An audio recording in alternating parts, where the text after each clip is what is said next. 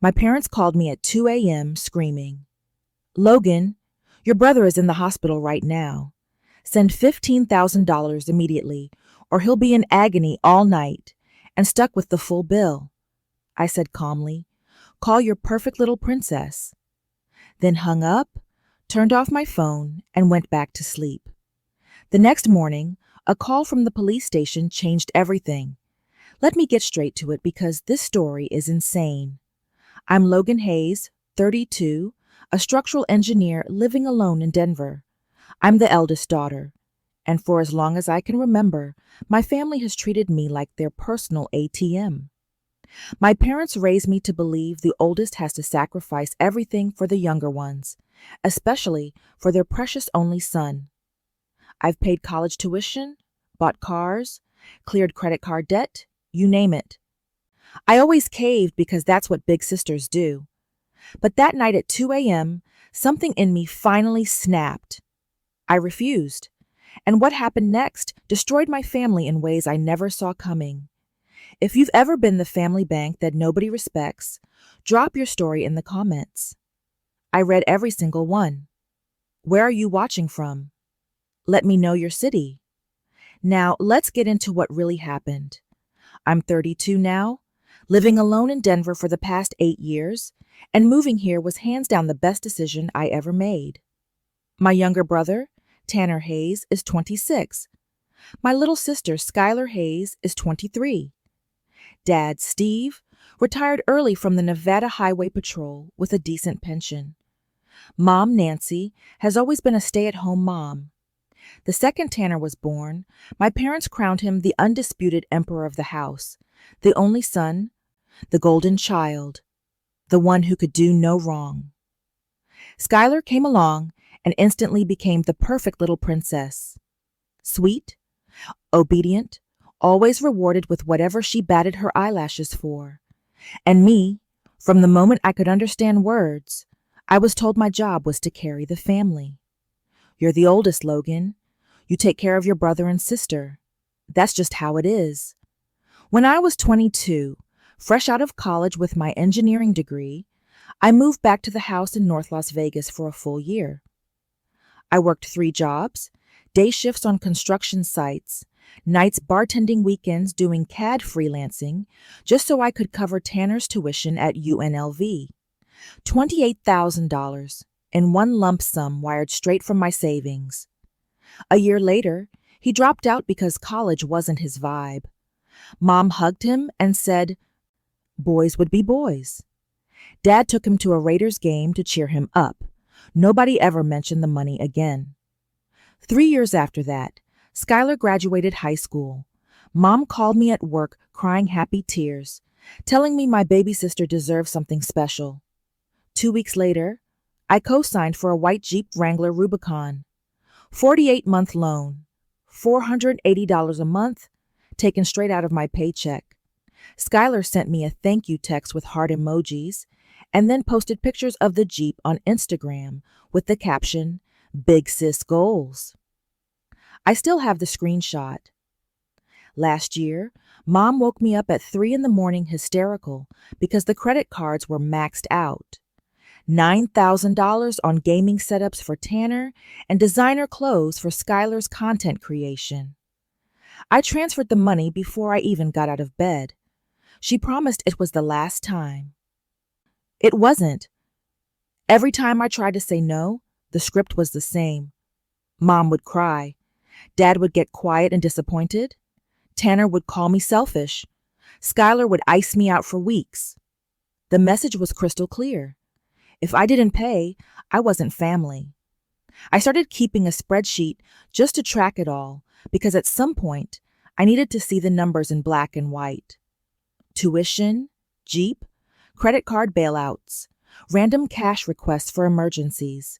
It was over $120,000 total, every cent earned with my own hands. And not once did anyone say, "Thank you," like they meant it. It was expected. It was my duty. It was what big sisters do. I believed that for way too long. By the time I finally moved to Denver at 24, I thought the distance would slow things down. It didn't. The request just switched to Venmo and Zelle. Faster, cleaner, no conversation required. I still said yes most of the time because the guilt was heavier than the bank balance. Until I started waking up at night, wondering if I'd ever be able to buy my own place, start my own life, or if I was just going to bleed money into that house in North Las Vegas forever.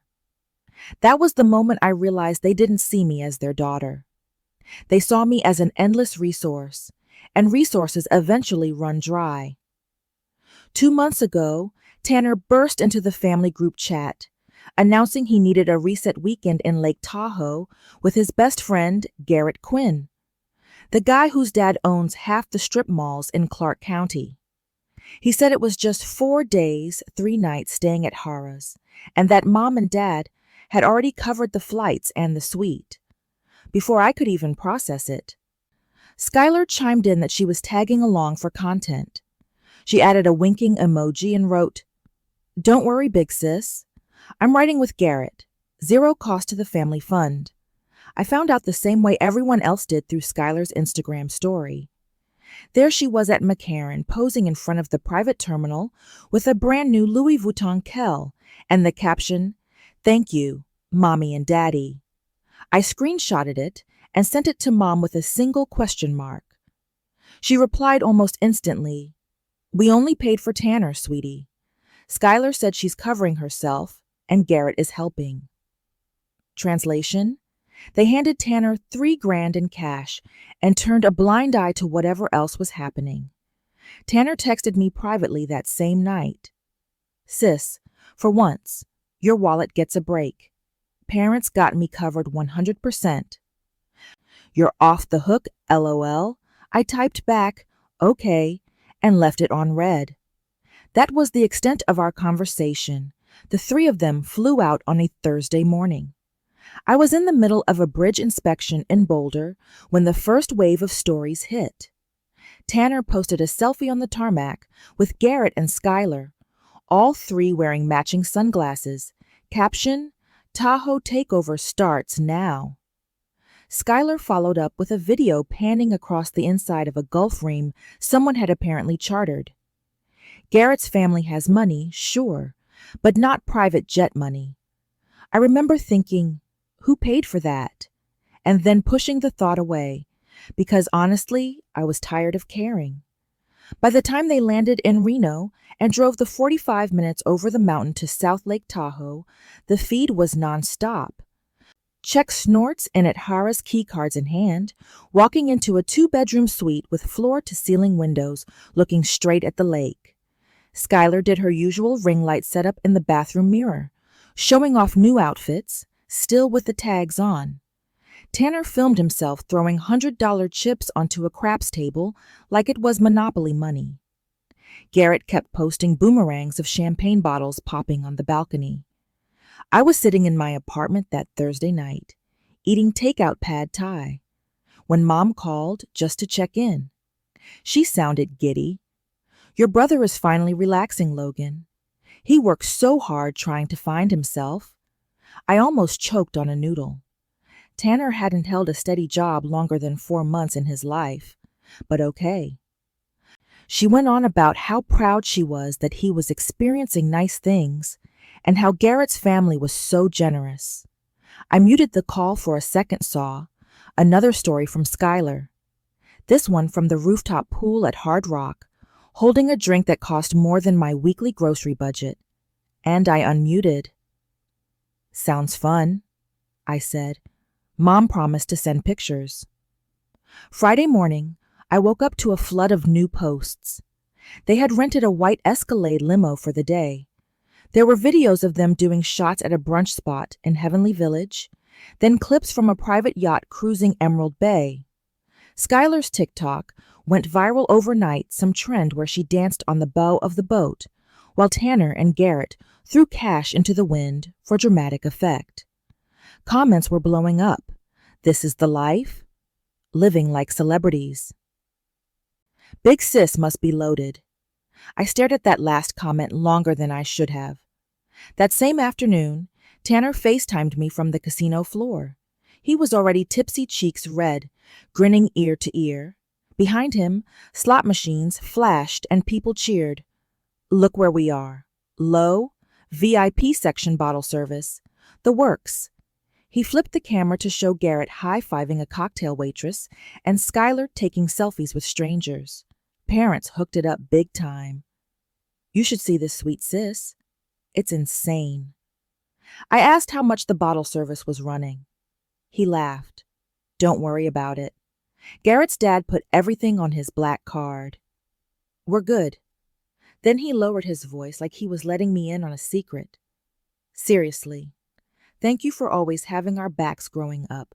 This one's on us. The call ended with him blowing me a kissy faces.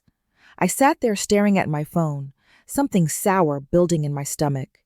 $3,000 from mom and dad, private jet, limo, yacht, black card bottle service. The math wasn't mathing, but I told myself it wasn't my problem. They were adults. If Garrett wanted to flex, that was on him. If mom and dad wanted to spoil Tanner one more time, that was their retirement money, not mine. So I turned off notifications, went to the gym, and tried to pretend I didn't care. By Saturday evening, the post had escalated again. Private poker room, stacks of chips taller than their drinks. Skylar wearing a diamond necklace I'd never seen before. Caption little gifts from Big Bro's lucky streak. Tanner filming himself sliding a stack of black chips across a blackjack table while the dealer counted them out loud. Garrett screaming, "We own this town," in the background. I refreshed one last time before bed and saw Skylar had posted a mirror selfie in the suite bathroom wearing a silk robe that definitely wasn't packed in the Louis Vuitton. The caption read, "When your family believes in you." I locked my phone, set it face down, and told myself whatever happened next was not my responsibility. I had no idea how wrong I was. From the moment they touched down, their social media turned into a full-blown billionaire fantasy reel. Thursday night, they walked into the two-bedroom suite at Hart's like they owned the place. Skylar filmed a slow pan across the marble bathroom, the private balcony, the stocked bar, then cut to the three of them popping a bottle of VV on the couch. Tanner posted a photo of the dinner spread at Edgewood Tahoe lobster tails, the size of my forearm. Wagyu steaks, bleeding onto gold-rimmed plates. Truffle fries and silver buckets. Caption, "Living once." Friday kicked off with the white stretch Escalade parked out front. They piled in wearing fresh outfits nobody had seen before. Hard Rock Casino became their playground. Tanner filmed himself at a blackjack table sliding $500 chips like they were quarters, grinning straight into the camera while the dealer paid out triple. Skylar kept uploading mirror selfies in the high-limit restroom. New Balenciaga sneakers. New Chanel flat bag. New diamond studs catching the neon. Lake Tahoe was trending in Nevada by noon. That same afternoon, they rented a 50-foot yacht out of Zephyr Cove. Drone shots showed the boat cutting across the emerald water, Garrett shirtless at the helm. Tanner spraying champagne over the bow while Skylar danced on the sunpad in a barely there bikini. One clip got 2 million views in 6 hours. Comments poured in goals, rich best friend energy, whose bankrolling this I read every single one. By nightfall, they were deep in the Hard Rock high roller room. Garrett posted a photo of the velvet-roped table, 8 bottles of dumper in ice buckets, sparklers shooting out the top, the three of them surrounded by cocktail servers in sequins. He tagged both my siblings and added the caption, "Family that plays together stays together." My stomach twisted. Mom only gave them $3,000. Everything else on that table cost more than most people make in a month. I kept refreshing like an addict. Another story. Tanner holding a stack of purple $500 chips, kissing them for the camera. Another Skylar trying on a Cartier love bracelet in the hotel boutique, asking her followers, rose gold or yellow? The price tag flashed on screen. $42,000. She added a poll. 89% voted rose gold. Saturday morning, they were still going. Brunch at the rooftop pool turned into day drinking. A private cabana towers of seafood, bottomless mimosas. Skylar went live for 20 minutes showing off the view, panning to Tanner and Garrett, throwing cash into the water for the drone to catch. Someone in the comments asked where the money was coming from. Tanner read it out loud, laughed, and said, "Don't worry about it. We're blessed." I sat at my desk pretending to work while my phone burned a hole in my hand. Snorts. Every notification felt like a slap. I knew my parents' bank account better than they did. $3,000 doesn't buy private yachts and $40,000 bracelets. Garrett came from money, but even his dad drew lines. Something was seriously off, and the more I watched, the more I felt the old familiar dread crawling up my spine. Saturday afternoon, the post slowed down for a couple of hours. I thought maybe they'd finally crashed. Then the flood started again. Private poker room this time. Felt table professional dealer stacks so high they needed trays. Tanner filmed himself pushing 50,000 in chips to the center. Calm as anything. Garrett whooped when he won the hand. Skylar sat on Tanner's lap, wearing the rose gold Cartier, filming straight down at the mountain of chips caption, "Big Brother's on fire tonight." I did the math in my head. The bind for that room started at $25,000 per seat. 3 seats, plus the yacht, the bottles, the jewelry. We were easily north of $200,000 in less than 48 hours. My phone buzzed with a text from Mom, a selfie of her and Dad at home, smiling at the TV caption. So proud of our kids living their best life. She added a string of heart emojis. I stared at that message until the screen went black. I knew my parents didn't have that kind of money lying around. Their retirement was comfortable, not Kardashian level, which could only mean one thing. Somebody was running up debt they had no way to pay. And every single time that it happened before the phone call always came to me. I muted the group chat, closed every app, and told myself whatever mess they were making this time, I wasn't cleaning it up. I had no idea how fast that promise was about to be tested. At exactly 2:17 a.m. on Saturday, my phone lit up like a fire alarm. Mom's name flashed again and again. I knew the second I saw it that the Lake Tahoe fantasy had detonated. I answered on the 5th call. Logan. Oh God, Logan. Mom was hyperventilating between sobs. Tanner's in the emergency room. They beat him. Security at Hard Rock broke his ribs. He's screaming in pain. Dad ripped the phone from her hand. His voice cracked with pure panic. Your brother lost control at the tables. Casino security took him down hard. 3 cracked ribs. Possible punctured lung. He's at Barton Memorial in South Lake Tahoe right now. They're holding his Nevada driver's license because he signed markers for $5,000 he can't cover.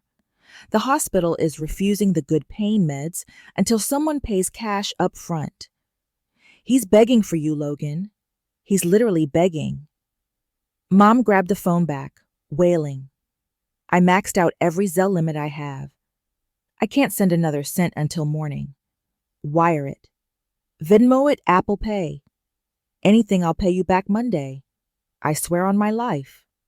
I sat up in the dark, the room completely silent except for their hysteria on the speaker. My pulse was racing, but my voice came out flat and steady. Why can't you two pay dead air? Then Mom broke into fresh sobs. We're completely broke, baby. We gave him everything we had for the trip and more. We thought he was just having fun. You've always been the strong one. I cut her off with 6 words I had never said before. Call your perfect little princess. Then I ended the call, yanked the charger cord out of the wall so hard, the plug scraped the paint, powered the phone all the way down, and lay back against the pillow. My heart was still hammering, but something inside me had gone perfectly still. No guilt, no second guessing, no tears, just a cold, clean break. I rolled over and slept harder than I had in years. I woke up at 8:30 to sunlight pouring across the hardwood. For a moment, I forgot everything.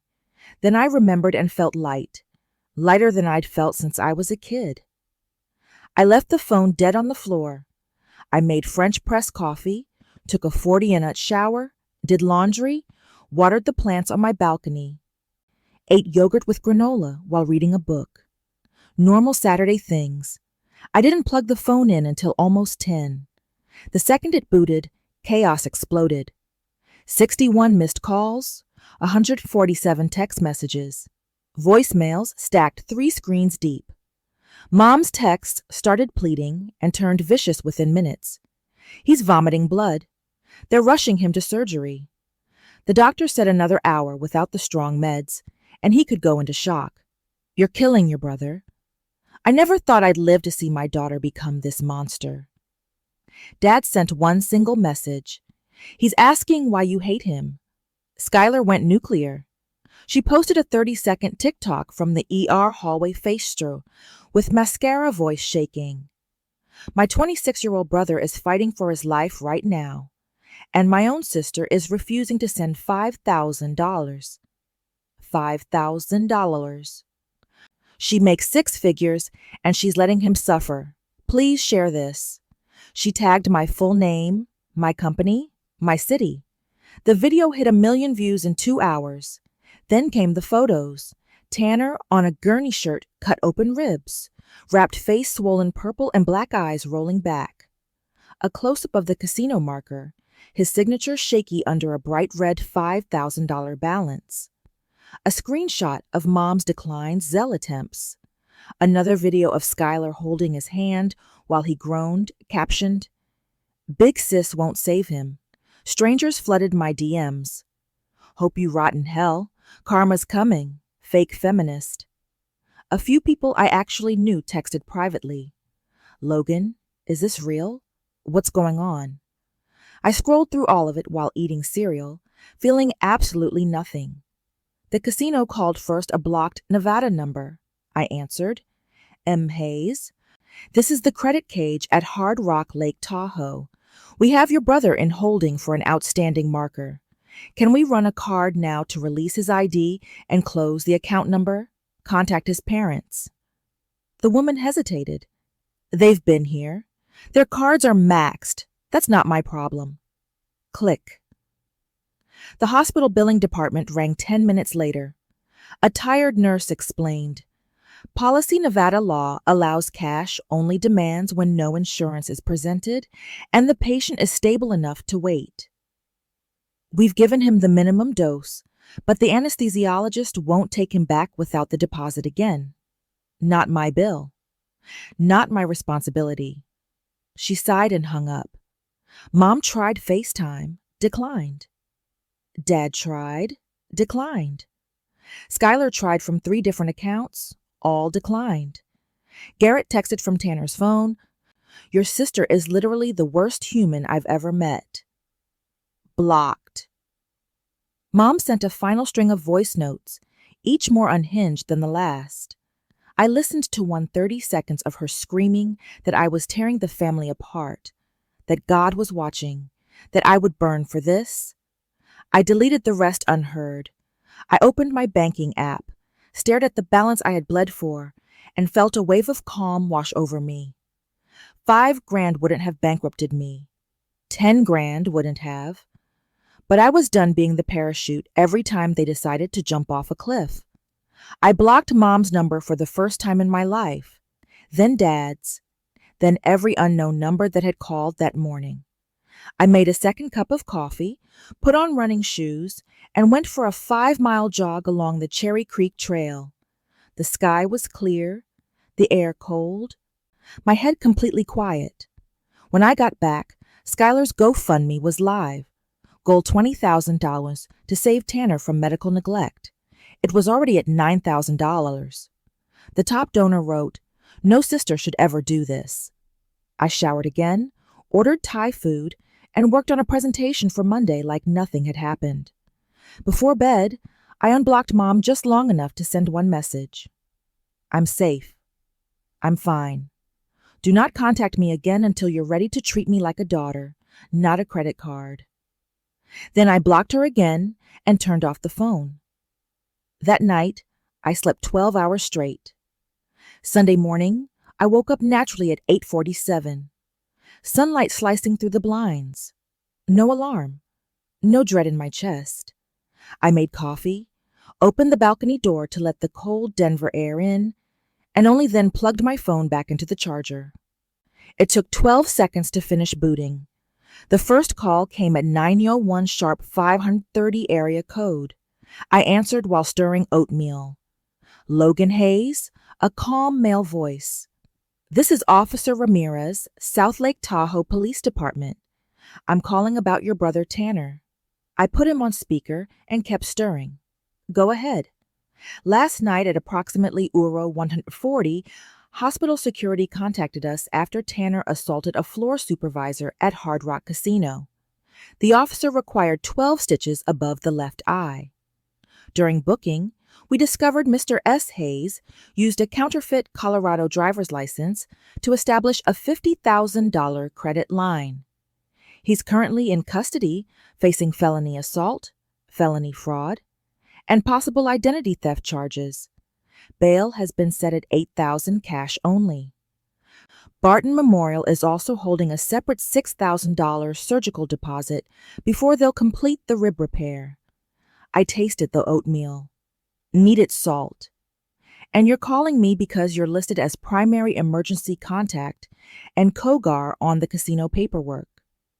Can you come to the station or wire the funds? I added salt. I'm 800 miles away in Denver. I'm not his guardian, not his spouse, not his cosigner. His legal parents are Steve and Nancy Hayes in North Las Vegas.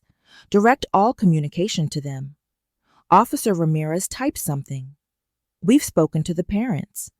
They're present, but unable to produce the required amount. Tanner specifically requested we keep trying you. Then Tanner lied to you. I'm not paying a dime. Have a nice day. I hung up, poured the oatmeal into a bowl, and ate on the balcony, watching runners on the trail below. The texts hadn't stopped since I'd gone dark. Mom had sent 312 messages overnight. I scrolled slowly. Photos Tanner handcuffed to a hospital bed, face unrecognizable chest wrapped in blood-stained gauze. More photos. The fake ID with my old address photoshopped onto it. Voice notes. Mom screaming. They're treating him like an animal. Dad's single text. He's looking at prison Logan. Real prison. Skylar had escalated to nuclear.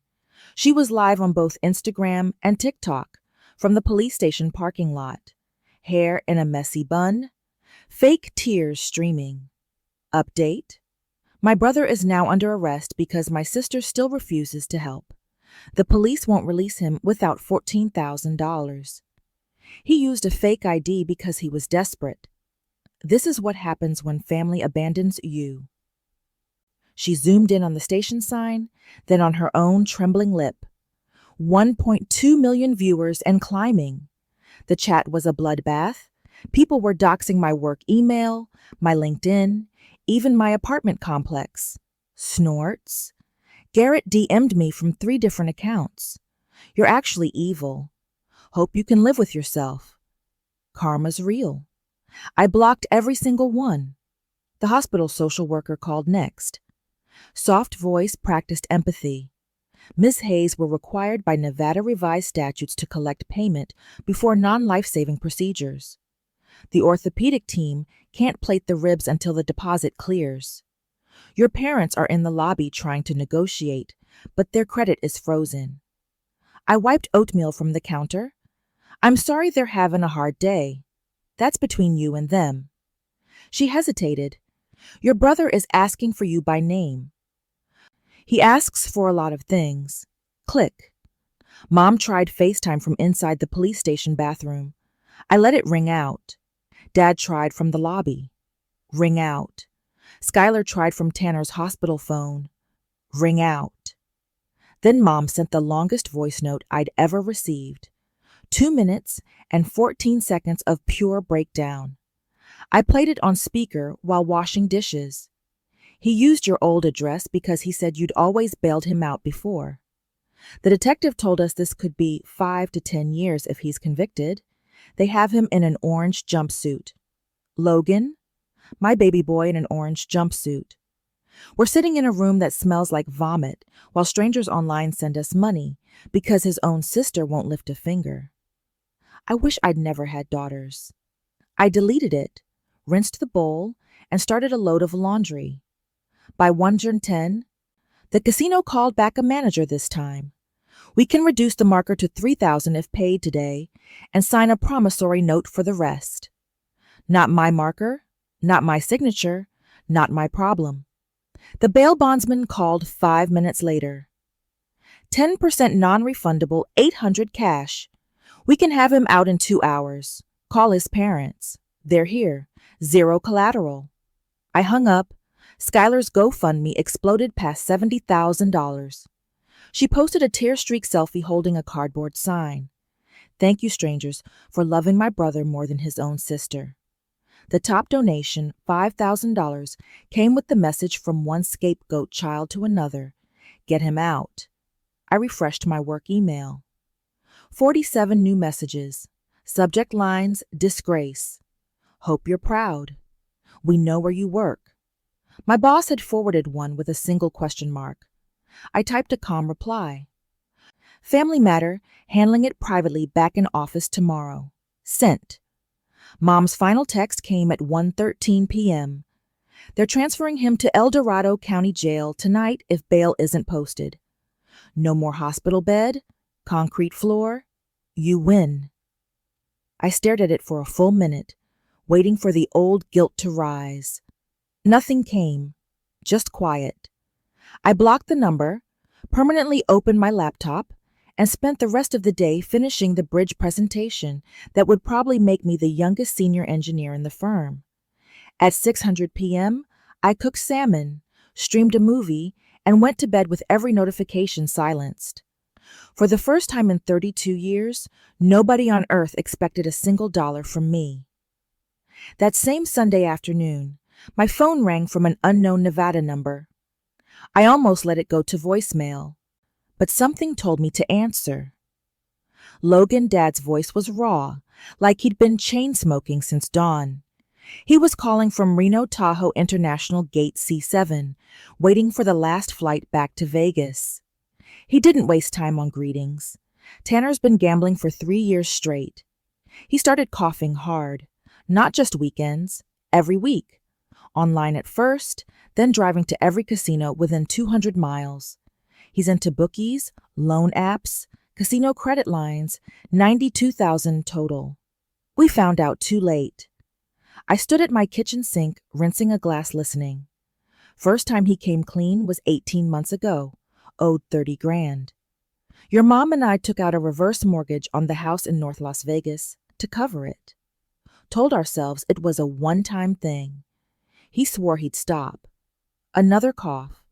I could hear airport announcements in the background. 4 months ago, it happened again.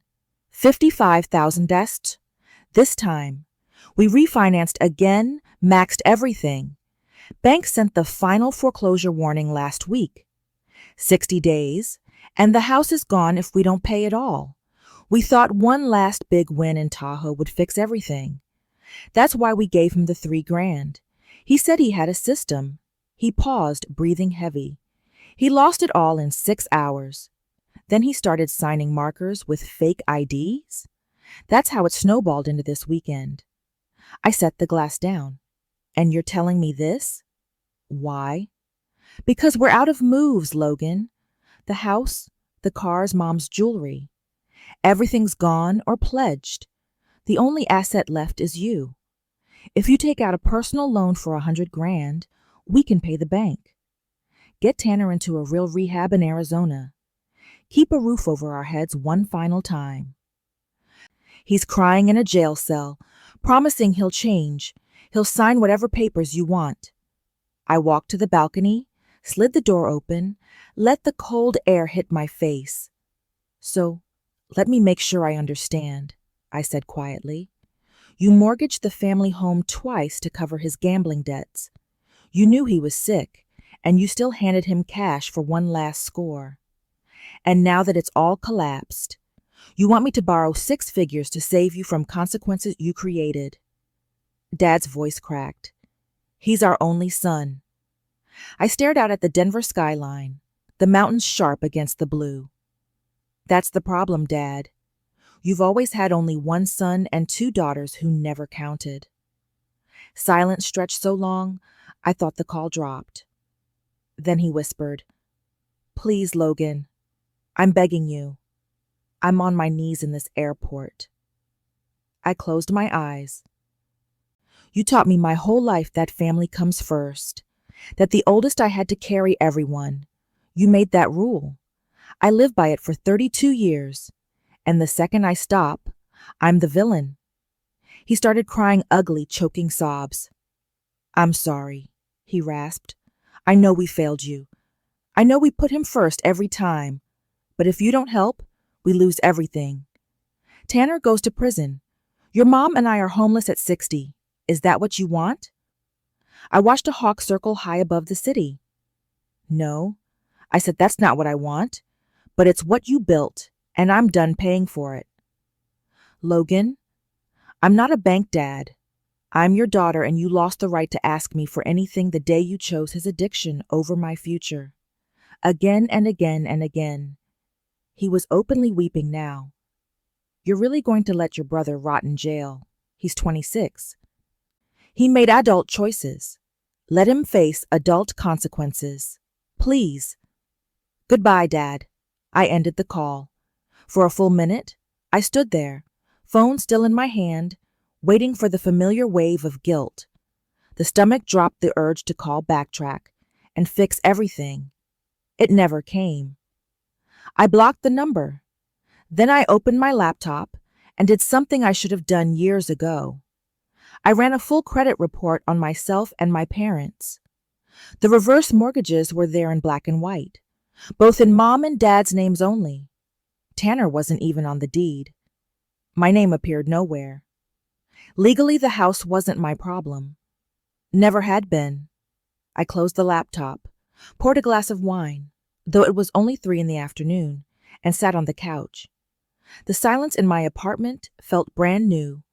No more vibrating phone, no more frantic texts.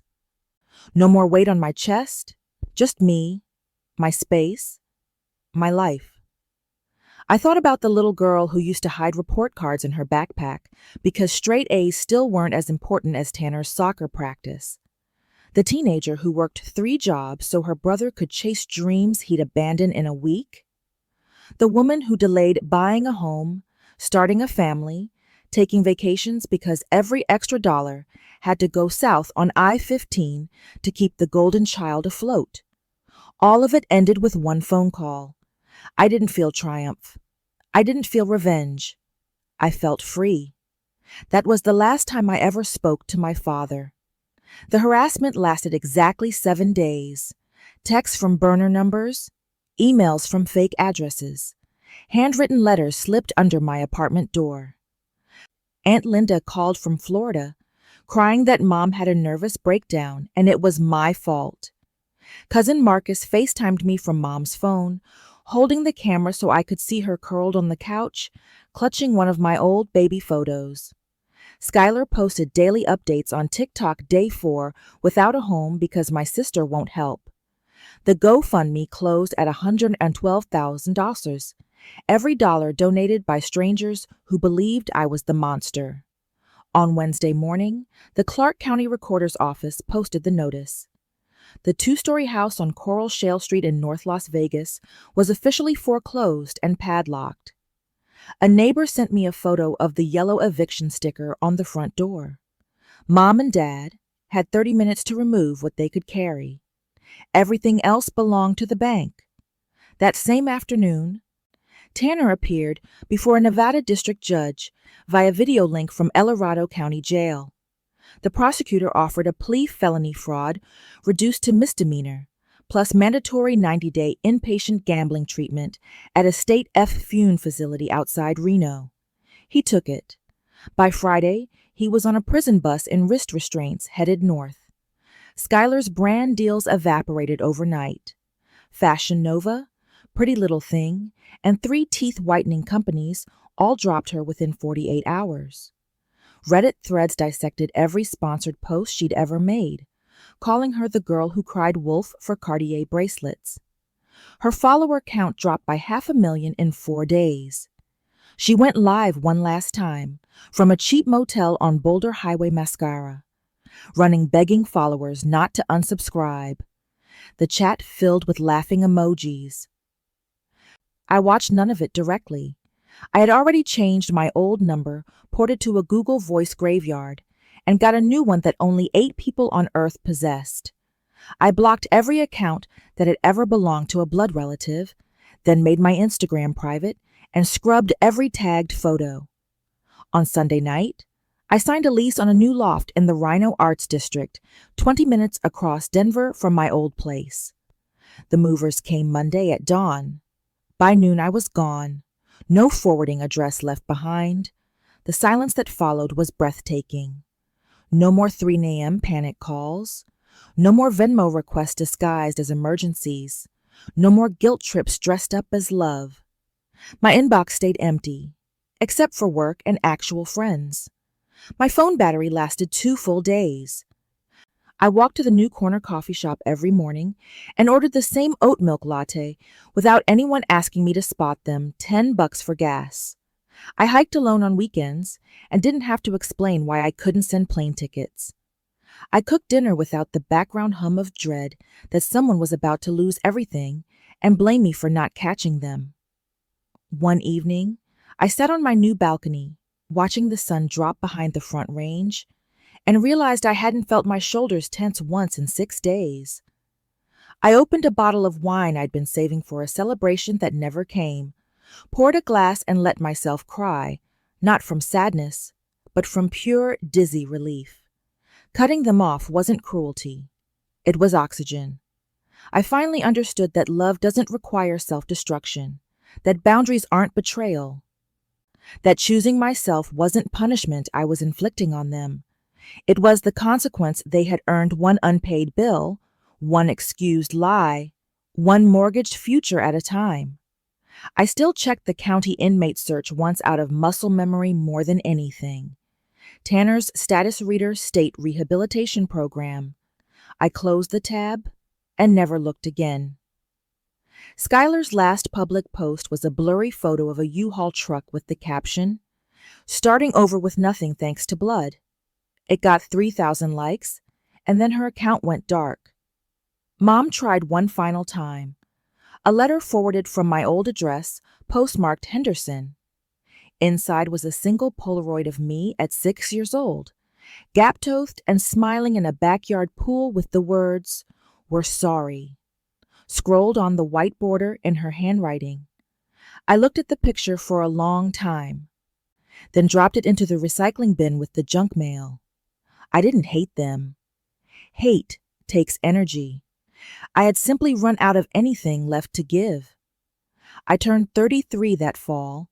I bought myself a cake, invited 3 co-workers who had become real friends, and we ate it on the new balcony under string lights. Nobody asked me to pay for anything. Nobody cried. Nobody posted about it online looking for pity. Just laughter, red velvet crumbs, and a sky full of stars that finally felt like they belonged to me.